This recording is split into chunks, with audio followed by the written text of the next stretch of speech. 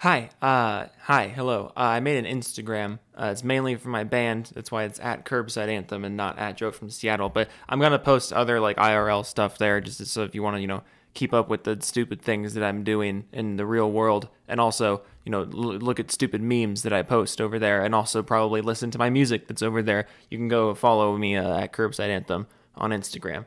That's all I had to say. Okay, sorry to slow you down. And a little bit of chicken fried, a cold beer on a Friday night, a pair of jeans that fit just right, and the radio well, I've seen the sunrise. 5 reasons console gaming is better than PC. Games just works. Oh, they just works. Good to know. That's great. They just works. A fantastic sign of the intellect to come from this. With console gaming, there's essentially no installation process. You simply insert the disc or download the game, and in a couple of minutes, you're all set. Why did the hands just creep into frame in slow motion like that? Like there was no reason for that to be so creepy. I'm looking for Silent Hill. Is this the right way? But that also doesn't really make any sense. You said there's essentially no installation process, but then immediately said you have to wait some time after putting the disc in before you can play. If there's no installation process, what are you waiting for? And remind me how this is any different from the process on PC. If you want to play a game, you just hit the download or install button, and once that progress bar is full, you're ready to play. You don't need to check the specs. Another burden you can avoid by opting for a console is hardware specifications. Ah yes, the wonderful, powerful, and worth buying hardware of a console. This video came out on October 13th of this year, by the way, which was ironically just 2 days before Gotham Knights was confirmed to only be running at 30 FPS on consoles. And this was after the previous gen versions of that game were cancelled specifically to put more resources into the current gen versions. I mean, fuck, if the PS5 version's running at 30 FPS, I can't imagine how poorly the Xbox One was gonna run it. Probably would have just ignited your console and fucking gotten it over with. And shit, just a day or two ago, it was confirmed that Plague Tale Requiem is gonna be running at 30 FPS as well. Like, seriously, what is going on right now? Like, I knew there was going to be a point where the curtain was drawn back and we started to see how the new consoles really aren't that powerful, but I thought it would take longer than this. They haven't even been out for 2 years yet, and we're already getting AAA 30 FPS games? Like, seriously? How did I get on this topic? Like, what was I talking about before? Fuck. There are thousands of options you will have to go through to find the right PC to suit your needs. No, not even a little bit. If you're building a gaming PC from scratch, you really only have to be looking for a handful of parts. It's not like you have to custom order all the nuts and bolts and stuff. It's not like you have to craft the fucking electricity out of wire and string. You just have to make choices on like 5 or 6 things. What, the GPU, the CPU, the RAM, the motherboard, the hard drive, the PSU. That's 6 things. That's the whole computer.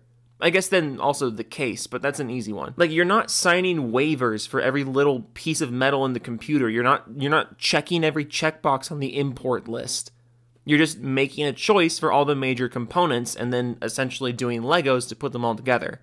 But that's also assuming that you built your own computer. If you choose to buy a pre-built, which I'd personally advise against, but there's nothing wrong with doing it that way. If you get a pre-built, you're still just making choices based on the major components. Pre-built computers will have a very obvious listing of what the GPU, CPU, RAM, etc. are, and then you just decide if you're willing to pay the price they're asking for it. In the grand scheme of things, yeah, I guess there's, quote, thousands of possible options out there, but the point I'm making is that you also have thousands of options for fucking shirts, shoes, cars, phones, and that doesn't divert you from looking into the one that you want.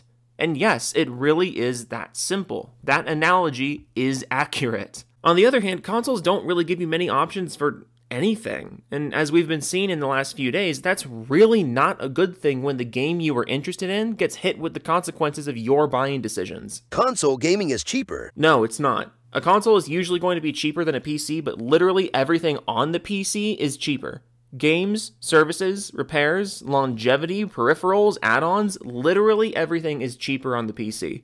You'll be paying more upfront for the actual machine, but you'll make that money back very quickly. The console is absolutely a more expensive platform over time. Console gaming is more affordable than PC gaming. You can buy one for as little as $250 and still play each and every available game at 1080p. What console are you getting for $250 right now? The options for a $250 console are like the Xbox One or the PS4 or maybe like a used Switch. And none of those systems are going to run every game at 1080p. Like, not even close. I don't know how this misconception even still exists. Like, this has been an issue since these systems came out. It's not a secret that these consoles cannot run everything at 1080p. That package will even include the controller, 1 or 2 games, and possibly more. Ah, yes. Why not bring out the hypotheticals?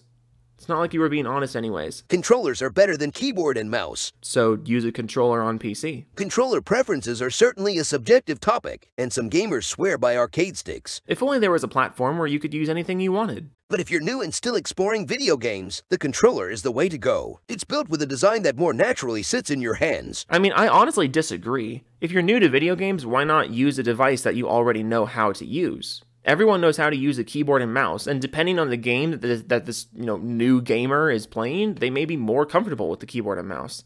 Again, at least the PC gives you the options. And I know mouse and keyboard support has been a lot better on consoles over the last few years, but he seems to think that you just can't mix these two things. So in order to argue with him, I have to pretend I'm just as dumb as he is. It's easier to play with friends. PCs also fall short in scenarios like parties or when your friends come over to hang out. This is the part of the video where I remind you people that I've been playing local multiplayer games on my PC for years now with no issues. With more and more big game releases cutting down local multiplayer options on the consoles, it's nice to have a platform where I can basically do whatever I want. I can plug controllers in, I can use mouse and keyboard, I can get classic controllers or Bluetooth controllers, I can plug my PC into my TV for a larger display. I can genuinely do almost anything I want with my gaming machine, and that includes play local multiplayer with my friends. Emulators almost all support local multiplayer to some degree, and there are still a ton of new releases that support it on the PC as well. Also, the video just ended right there. Like, there was no conclusion or outro, it just ended.